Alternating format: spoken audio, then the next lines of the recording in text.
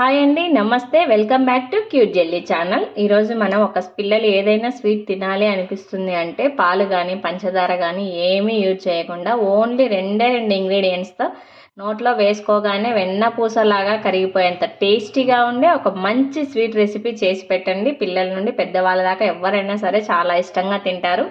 చాలా simple process అండి. ఈ వీడియోని ఎక్కడా స్కిప్ చేయకుండా చూడండి. ముందుగా మనం ఒక ప్యాన్ తీసుకున్నాను. కాస్త హీట్ అయ్యాక అందులోకి ఒక స్పూన్ వచ్చేసి నెయ్యి యాడ్ చేసుకోవాలి. ఈ నెయ్యి హీట్ అయ్యేలోపు నేనైతే ఈ విధంగా బ్రెడ్ పీసెస్ని ఒక 5 బ్రెడ్ పీసెస్ తీసుకొని ఒక బ్రెడ్లో 4 పీసెస్ వచ్చే విధంగా 5 బ్రెడ్ పీసెస్ని మొత్తం ఈ విధంగా చిన్న చిన్నగా కట్. మనకు నెయ్యి చక్కగా హీట్ అవ్వాలి. ఫస్ట్ నెయ్యి బాగా హీట్ అయినప్పుడే మనం జీడిపప్పు వేస్తున్నప్పుడు మంచి కమ్మటి వాసనతో వస్తుంది. నెయ్యి కాస్త హీట్ అయింది. ఈ విధంగా నేను ఒక 10-12 జీడిపప్పు పలుకులు తీసుకొని నేతిలో దోరగా బాగా గోల్డెన్ బ్రౌన్ కలర్ వచ్చేదాకా వేయించుకోవాలి.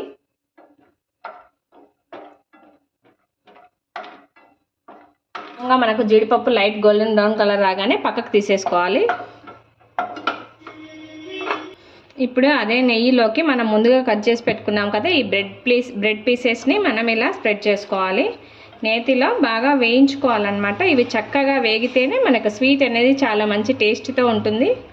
ఈ బ్రెడ్ స్లైసెస్ని ఒక సైడ్ బాగా దోరగా మనం గోల్డెన్ బ్రౌన్ కలర్ వచ్చేదాకా ఒక సైడ్ కాలిన తర్వాత ఇంకో సైడ్ కూడా టర్న్ చేసి మనం చక్కగా వేయించుకోవాలి. అప్పుడే మనకు మంచి టేస్టీతో ఉంటుంది. ఈ పచ్చి వాసన అంతా వెళ్ళిపోయి బ్రెడ్. నేనైతే ఇక్కడ వైట్ బ్రెడ్ యూజ్ చేస్తున్నాను. మీ ఇష్టం, మీరు ఈ ప్లేస్లో బ్రౌన్ బ్రెడ్ యూజ్ చేసుకున్నా మంచిది, ఇంకా హెల్త్కి కూడా చాలా మంచిది బ్రౌన్ బ్రెడ్ అయితే. నాకైతే ఇది అవైలబుల్గా ఉంది కాబట్టి దీంతోనే చేసి చూపిస్తున్నాను.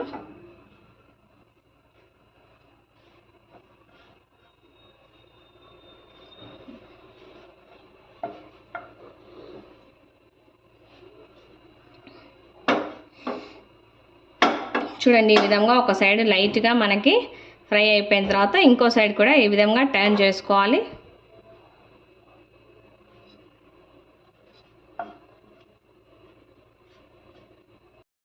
మంటను వచ్చేసి మీరు సిమ్లో పెట్టే బాగా ఫ్రై చేసుకోవాలి. అప్పుడే మనకు చక్కగా రెండు వైపులా బాగా క్రిస్పీగా ఫ్రై అవుతాయన్నమాట ఈ బ్రెడ్ స్లైసెస్ అనేటివి.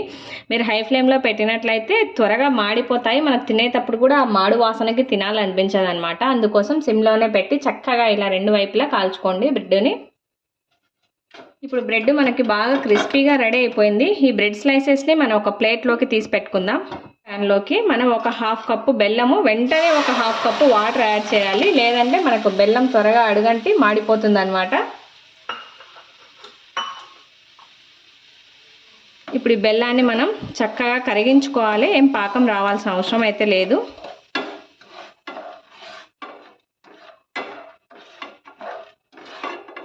ఈ బెల్లం వచ్చేసి నేను ఆర్గానిక్ బెల్లం యూజ్ చేస్తున్నాను, అందుకే ఇంత బ్లాక్గా ఉంది.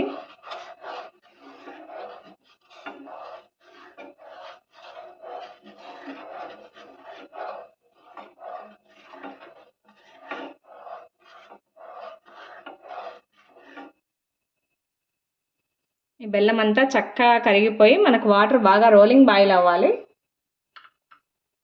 ఈ విధంగా వాటర్ రోలింగ్ బాయిల్ అయ్యేటప్పుడు మనం ఈ విధంగా బ్రెడ్ స్లైసెస్ని బాగా రెండు వైపులా వేయించుకున్నాం కదా, ఈ బెల్లం వాటర్లోకి బ్రెడ్ స్లైసెస్ అన్నిటినీ చక్కగా యాడ్ చేయాలి.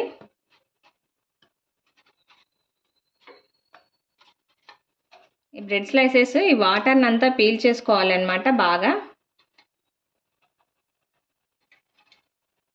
ఈ విధంగా బ్రెడ్ స్లైసెస్ కూడా యాడ్ చేసి ఒక 2 నుండి 3 నిమిషాలు మనం చక్కగా ఉడకనివ్వాలి. మనకి బ్రెడ్ అనేది బాగా మెత్తబడుతుంది అనమాట.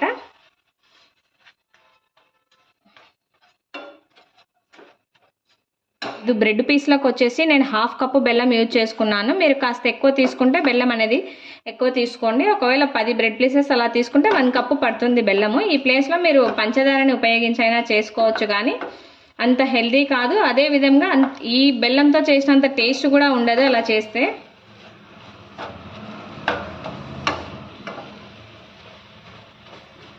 చూడండి, ఈ విధంగా బెల్లం వాటర్ని అంతటినీ మన బ్రెడ్ స్లైసెస్ చక్కగా పీల్చుకుంటున్నాయి కదా. బాగా ఇది ఇలా పీసెస్గా ఉన్నదంతా మనకు దగ్గర పడాలన్నమాట. ఆ విధంగా వచ్చేదాకా మనం ఒక 3 to 4 మినిట్స్ దీన్ని చక్కగా ఇలా కలుపుతూ ఉడికించుకోవాలి.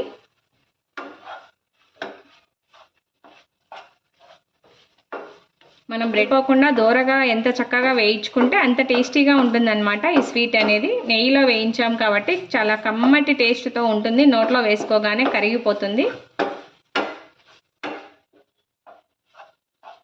ఈ విధంగా బ్రెడ్ స్లైసెస్ అంతా చక్కగా మెత్తబడేదాకా మనం బాగా ఉడికించుకోవాలన్నమాట.